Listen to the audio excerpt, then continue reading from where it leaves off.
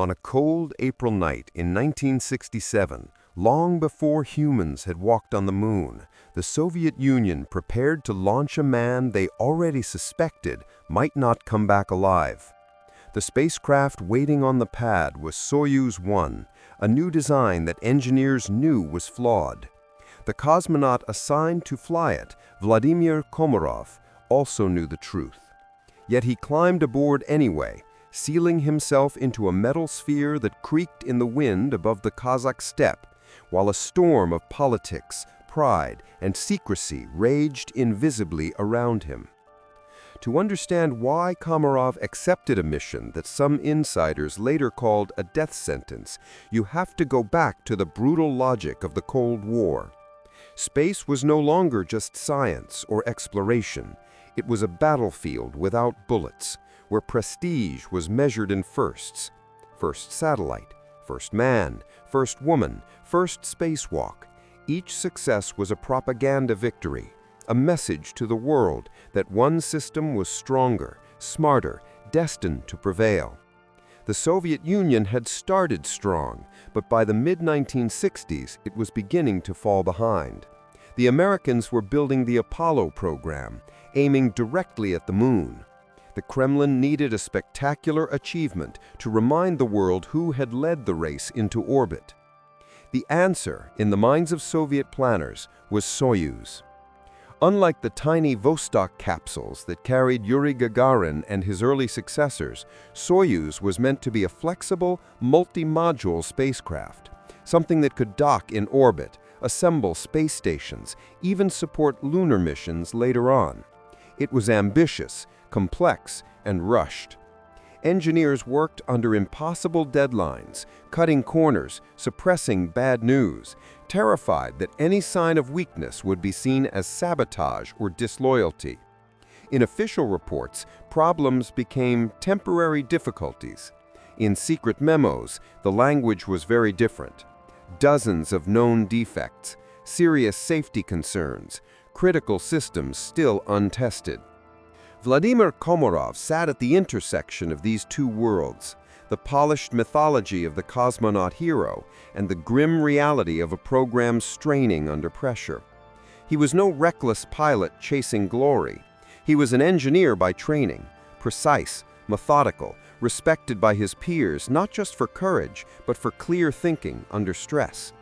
He had already flown once, on Voskhod 1, becoming part of the first crew to travel together in a single spacecraft.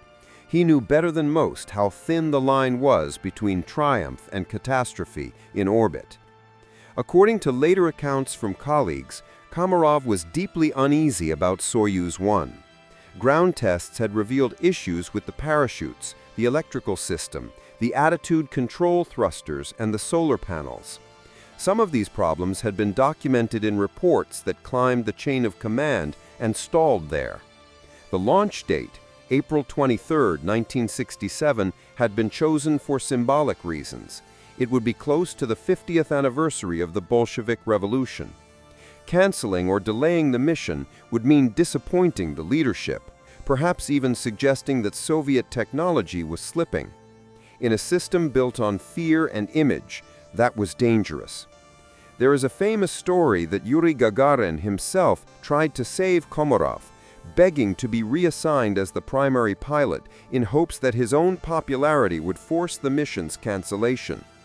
Some historians doubt the dramatic details, but behind the legend lies a real tension felt by many in the cosmonaut corps. They trusted their training, they trusted each other, but they did not always trust the decisions coming from above.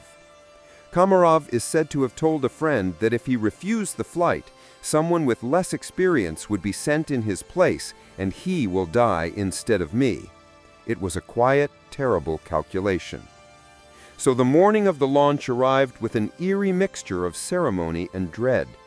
Official cameras captured the usual scenes, the bus rolling across the steppe, Komarov in his pressure suit waving to technicians, the elevator rising along the side of the rocket.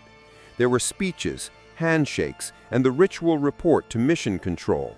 But behind the smiles, many eyes were tight with worry. Some engineers later admitted they watched the countdown with a knot in their stomach, silently hoping for a last-minute technical delay that never came. When the engines finally ignited and Soyuz 1 climbed into the dark, a cheer went up in the control room. To the outside world, it was another flawless Soviet launch. The news agencies boasted of a new triumph. The propaganda machine began to spin. A modern spacecraft, a veteran pilot, a bold step toward the future. But for those listening closely to the radio channels reserved for engineers, the tone changed almost immediately. Within minutes, the reality of the mission began to peel away the illusion. Systems were failing. Indicators were wrong. The spacecraft that had roared into the sky wrapped in national pride was already, silently, starting to betray the man trapped inside. At first, the problem sounded small, almost routine. One of Soyuz 1's 2 solar panels failed to deploy, leaving a section of the spacecraft in shadow and starving it of power. For a spacecraft designed with narrow margins, that missing wing of sunlight was a serious blow. Inside the capsule, Komarov reported fluctuating voltage, dark instruments, and warning lights that refused to behave. Controllers on the ground tried to stay calm, suggesting checklists, reboots, new configurations. Komarov followed every instruction, his voice steady, professional, but beneath the technical language you can hear something else. A pilot quietly measuring how much trouble he is in. The failed solar panel caused a cascade of issues. Without balanced power and drag, the spacecraft struggled to orient itself. Its automatic attitude control fought and failed, leaving Soyuz 1 slowly rolling, its sensors confused. Komarov had to switch to manual control much earlier than planned, using limited fuel to wrestle the capsule into the right positions for communications and sunlight. Each burst of thrusters kept the ship alive, but ate away at the reserves he would later need to return home. Every solution created a new problem. Meanwhile, down on Earth, another part of the mission had already been canceled. The original plan called for a second spacecraft, Soyuz 2, to launch soon after Komarov, perform a rendezvous, and carry out a dramatic crew transfer in orbit. It would have been a powerful symbol, 2 ships meeting above the Earth, cosmonauts moving through the vacuum from one vessel to another, proving that Soviet technology could support complex operations in space. But with Soyuz 1 limping along and a storm over the launch site, the decision was made, quietly and without public explanation, to scrub Soyuz 2. The grand demonstration became a single, troubled flight. Komarov knew what that meant. Without the rendezvous, the mission's objectives shrank to survival and safe return.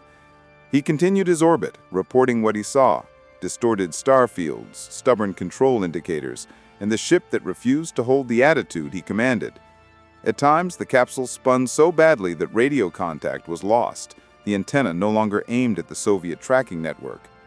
In those moments, Komarov was utterly alone, a man inside a tumbling ball of metal, circling a planet that could not hear him. When contact resumed, his voice was still composed, but you can hear fatigue creeping in. He had been fighting the spacecraft for hours, strapped into a cramped seat, helmet heavy on his shoulders, breathing the dry, recycled air that carried the metallic scent of electronics overheating. His heart rate rose and fell with each emergency maneuver. On the ground, doctors watching the biomedical telemetry muttered to each other, worried by the spikes, the sudden drops, the signs of mounting stress. Yet Komarov never panicked. He reported, he adjusted, he complained about the design, but he did not break. That calm professionalism is part of what makes this story so haunting. He understood the physics, he understood the engineering, and he understood that every orbit increased both the danger and the political pressure. The leadership wanted success. The engineers wanted more time to diagnose the failures. Komarov wanted to live. As Soyuz 1 circled the Earth, the gap between those desires widened. Somewhere between the calculations and the ideology, the mission crossed a line. It was no longer a bold experiment. It was a struggle between a wounded machine and the human being locked inside it. Each pass over Soviet territory brought hurried conferences, whispered arguments, frantic replanning. Each time Komarov's voice dropped out over the horizon, there was a moment in mission control when people looked at the ceiling, wondering if they would ever hear him again. Eventually, a new plan emerged. Abort the mission and bring Komarov down on the very next orbit that offered a safe landing window. It was a decision that mixed engineering reality with a grim sort of mercy. The spacecraft was malfunctioning, the systems were unstable. Keeping him up longer might only add to the list of failures without improving his chances of survival. A risky descent now was better than waiting for something even worse to break. Komarov was informed that preparations were underway for re-entry. He acknowledged the decision without drama. This was the part of the flight every cosmonaut knew could kill him. Re-entry meant trusting that the navigation system could orient the capsule correctly, that the retro rockets would fire at precisely the right time, that the heat shield would survive the storm of plasma, and that the parachute system, the same one engineers had warned about on the ground, would function as designed. It was an elegant chain of events, each link depending on the last. Break it in one place, and everything after it would unravel. The problems continued even as controllers worked through the landing sequence. Sensors misread the spacecraft's orientation. Automatic systems stubbornly pointed the capsule the wrong way. Komarov had to keep intervening, switching between manual and automatic control, burning more fuel, juggling procedures written for a ship that behaved better than the one he was actually flying. On the ground, the engineering team struggled to adapt their models to the messy reality coming from orbit. Numbers didn't match expectations. The Soyuz they had designed on paper seemed to be arguing with the Soyuz they had launched into the sky. Around this moment, legend and documented history begin to blur. There are stories that an American listening post in Turkey intercepted Komarov's final communications. A man raging against the political leaders who had sent him into space in a defective ship, cursing them as he fell. It is a powerful image, so powerful that it spread quickly, repeated in books, articles, and documentaries. But when historians went looking for evidence, they found only second-hand reports, no authentic tapes, no transcripts. The image of Komarov screaming in fury is part of the myth, not the confirmed record. What we do know is in many ways more disturbing because it is quieter. Surviving transcripts and recollections from the people in the control room describe a pilot who remained focused until the end, discussing trajectories, reporting instrument readings, listening to instructions. If there were words of anger, they were wrapped in technical language. He talked about the ship, the descent profile, the sequence of deployment. He spoke to his wife in a brief, heavily controlled conversation, telling her not to cry, to care for their children. It was the voice of a man who understood both the gravity of his situation and the need to maintain the appearance of order. As the critical orbit approached, tension in mission control reached a suffocating peak. The room was filled with smoke from nervous cigarettes, faces lit by the glow of instrument panels. Outside the building, night still hung over the steppe. Recovery teams were already moving toward the predicted landing zone, trucks and helicopters fanning out across the dark landscape. Somewhere above, unseen, Soyuz 1 came into the correct position for retrofire, a wounded spacecraft preparing to fall back through the atmosphere it had only just escaped. Komarov received the final checklist. He confirmed each step, one by one, his voice steady. The retro rockets fired, slowing the spacecraft, committing it to descent. There was no turning back now. In a few minutes, gravity, atmosphere, and hardware would decide the outcome. Komarov, strapped into his seat, feeling the change in motion, could only wait and trust that the machines which had betrayed him in orbit would, at this last crucial moment, choose to obey. As Soyuz 1 dipped into the upper layers of the atmosphere, the capsule began to shake. The world outside the small windows turned into a wall of fire. plasma licking across the heat shield, cutting off radio contact for long seconds at a time. Inside, Komarov felt the forces of re-entry press him into his seat, his body suddenly heavy, his vision narrowing at the edges. These were sensations every cosmonaut trained for, but in this case, they carried an extra weight. He knew how many things had already gone wrong. He knew how fragile the chain of events really was. For a moment, it seemed that fate might relent. The heat shield held. The main structure of the spacecraft survived the inferno. Telemetry suggested that the separation between modules had occurred more or less correctly. Below, tracking stations followed the capsule's path as it plunged toward a landing zone near the city of Orenburg. Rescue teams adjusted their positions. Helicopter crews peered into the haze, searching for the first sign of the descending parachute that would mean Komarov had made it through the most dangerous part. That parachute never opened properly. The Soyuz descent system relied on several stages. First, a small drogue chute should slow and stabilize the capsule. Then, the main chute would deploy, billowing out into a great canopy of fabric, bleeding away the last of the speed so that the spacecraft could touch down with a survivable impact. On paper, it was a robust system. In reality, years of rushed development and insufficient testing had left weaknesses hidden within the packed fabric and tangled lines.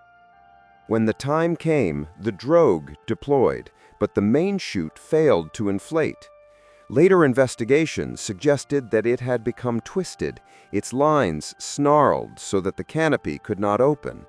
As a backup, a reserve parachute was supposed to deploy, but in a cruel mechanical coincidence, it became trapped in the same compartment, jammed by the undeployed main.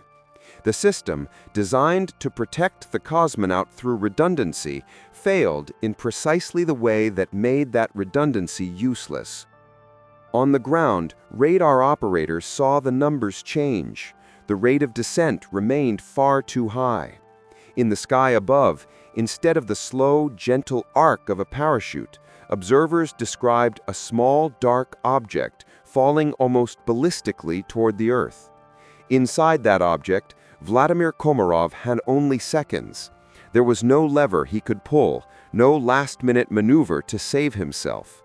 The ship that had once promised to carry him safely through the heavens was now nothing more than a metal weight dropping out of the sky. Soyuz 1 hit the ground at tremendous speed in a remote field. The impact crushed the capsule. A tank ruptured and fuel ignited, engulfing the wreckage in flames. When rescuers reached the site, the fire was still burning, a plume of smoke rising into the air like a black memorial. There was no miracle, no survivor crawling from the wreck. The mission was over. News of the accident spread quickly through the Soviet space program, but to the outside world, the first announcements were controlled, sanitized.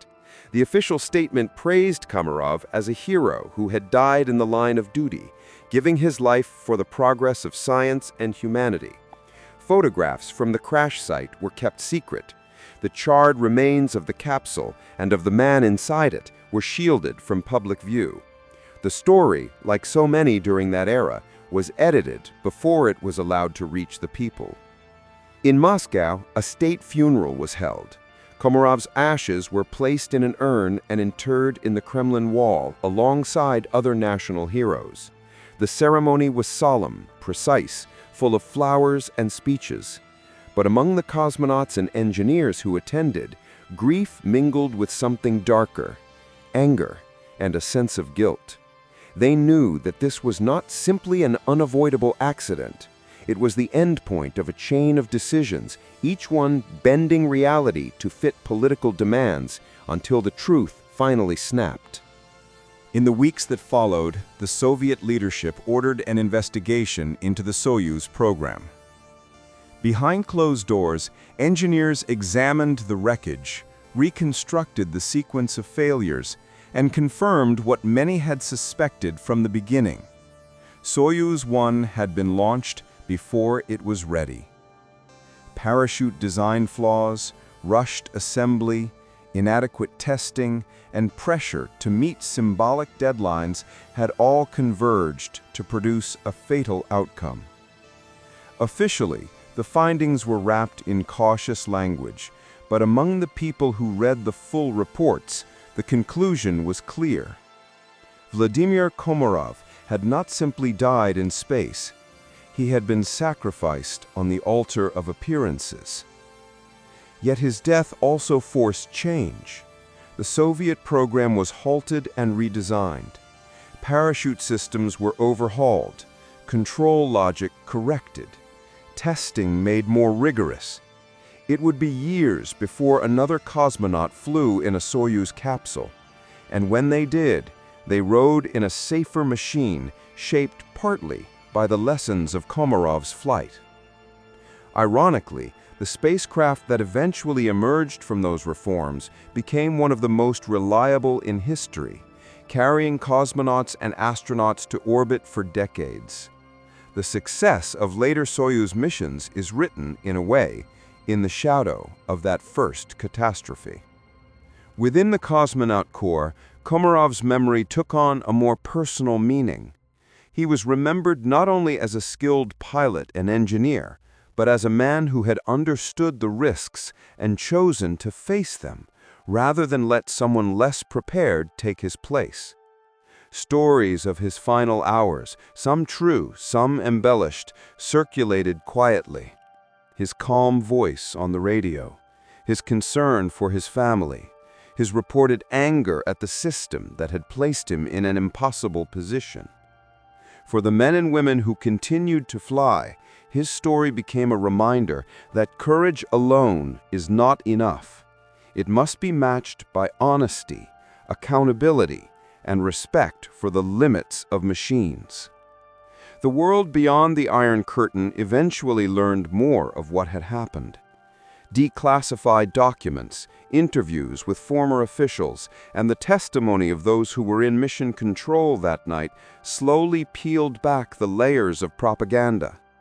Writers and filmmakers turned Komarov's last flight into books, documentaries, and legends. Some focused on the alleged intercepted screams, others on the political intrigues behind the launch. In the process, his story joined a tragic constellation of spaceflight disasters: Apollo 1, Challenger, Columbia. Each one a different mix of technology, human error, and institutional blindness. Each one a warning. But Komarov's case remains uniquely haunting because of that sense of foreknowledge.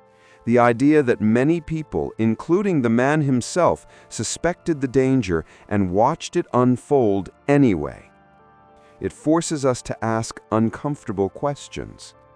How much risk is acceptable in the name of national pride or scientific progress?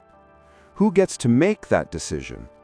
And what happens when the people at the top are more afraid of embarrassment than of losing a human life?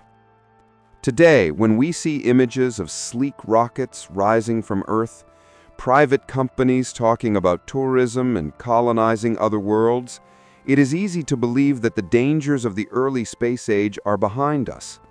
But the laws of physics have not changed, and neither has the temptation to rush, to cut corners, to treat safety as negotiable when deadlines loom. Vladimir Komarov's story reaches across time to whisper a warning into the control rooms and boardrooms of the present. Machines do not care about ambition. They obey only the realities of stress, heat, and design.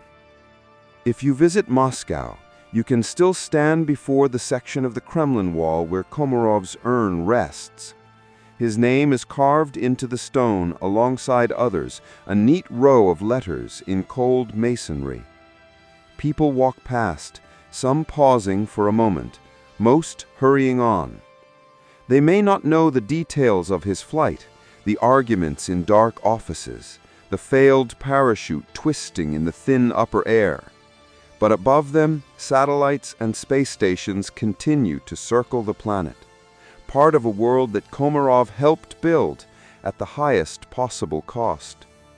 In the end, his last mission is more than a tale of one doomed launch.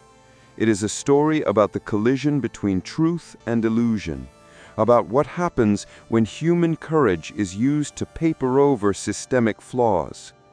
It is about a man who fulfilled his duty as even the system around him failed its duty to him. And as long as we continue to reach for the sky, Vladimir Komarov's silent descent through the dark will remain one of space exploration's most haunting and necessary mysteries.